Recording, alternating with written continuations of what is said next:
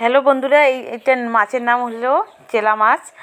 আমি চেলা মাছ কোনোদিন রান্না করি নেই, খেয়েছি কি খাইনি আমার এতটা মনে নেই। তো আমি বাজারে গেছিলাম চেলা মাছ নিয়ে আসি।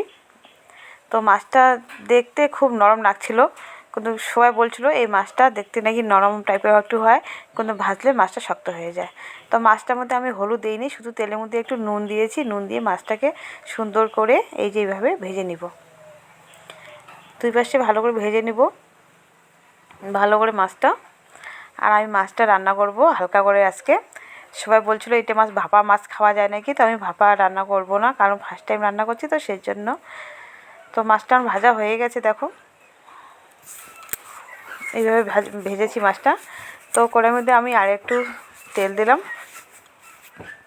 তেলটা আমার গরম হয়ে গেছে। আমি এই যে চিকন বেগুন নিয়েছি, বেগুনগুলো সুন্দর করে ভেজে নিব। বেগুনগুলো ভালো করে ভেজে নেব। আমি এখানে নুন একটু দিয়ে ভালো করে ভেজে নেব বেগুনগুলো।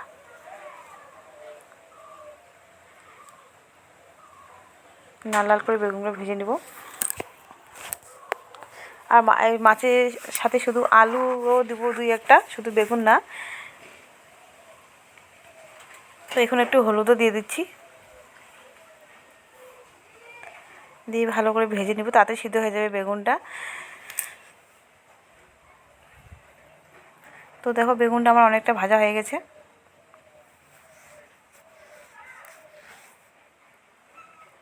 তো বেগুনটা আমি এবার নামাবো, তেলটা ঝরিয়ে নামাবো বেগুনটা। তো বেগুনটা আমার ভাজা হয়ে গেছে, বেগুনটা আমি নামিয়ে নিব। এবার দিয়ে দিচ্ছি ওই তেলের মধ্যে আলুগুলো আমি এভাবে আস্তে আস্তে মানে আস্তে আস্তে আঁচ দিয়ে ভেজে নিব। গ্যাস আমি কমিয়ে দিয়েছি। আর এখানে দিয়ে দেবো অল্প নুন, দিয়ে চাপা দিয়ে ভেজে নিব। ভাজলে তো আলু সিদ্ধ হয়ে যাবে। তো আমি এখানে নিয়েছি রসুন, আর এখানে পাকা পাকা লঙ্কা নিয়েছি, আর সাথে নিয়েছি পেঁয়াজ। এগুলো আমি ভালো করে ধুয়ে বেটে নেব মিক্সার গ্রাইন্ডারে। পেঁয়াজ খুব বেশি একটা দিইনি, আমি অল্পই দিয়েছি। আমাদের আমাদের একটু ঝালটা বেশি লাগে, তাই একটু ঝাল বেশি দিয়েছি। তো আলুগুলো ভাজা হয়ে গেছে, আলুগুলো আমি নেমে নিব।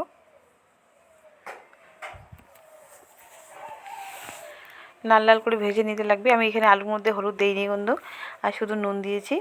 তো এই কড়াইয়ের মধ্যে আমি দিয়ে দেবো কয়েকটা কালো জিরে।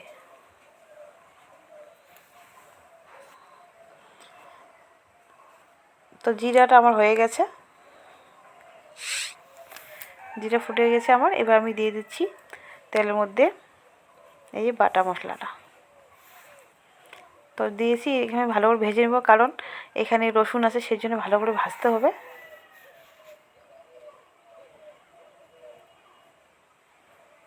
তো মশলাটা ভালো করে আমি ভেজে নিব। তেল বেশি দেইনি, অল্প তেল দিয়েছি।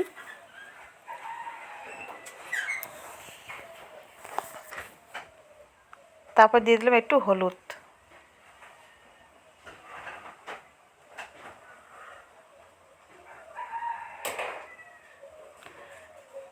এবার আমি দিয়ে দিচ্ছি আলুগুলো। মশলা ভাজা হয়ে গেছে, আলুগুলো দিয়ে দিলাম।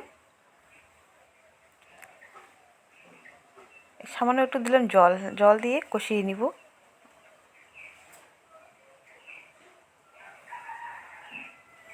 তো আমার আলু কষানো হয়ে গেছে,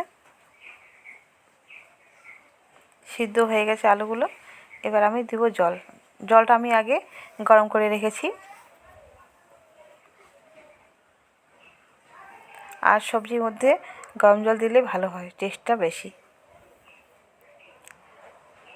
তো ফুটিয়ে গেছে, আমি মাছগুলো ঢেলে দিই, সাথে বেগুনগুলোও দিচ্ছি।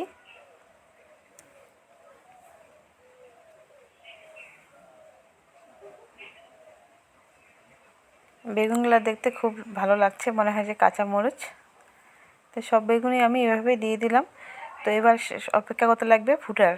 তো দেখো তরকারিটা ফুটেও গেছে, আর তেলগুলো কত সুন্দর করে উপরে ভেসে উঠছে, দেখতে কত সুন্দর লাগছে। এবার শুধু খাবার পালা, খাইলেই বোঝা যাবে যে কেমন হয়েছে।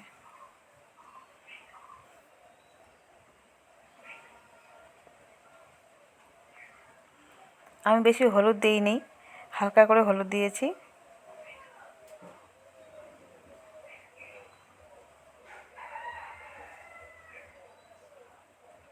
তো বন্ধুরা হয়ে গেছে আমার চেলা মাছের তেলা মাছের রেসিপি। যদি ভালো লাগে লাইক শেয়ার কমেন্ট করো, আমার সাথে থাকো। বাই বাই সবাইকে।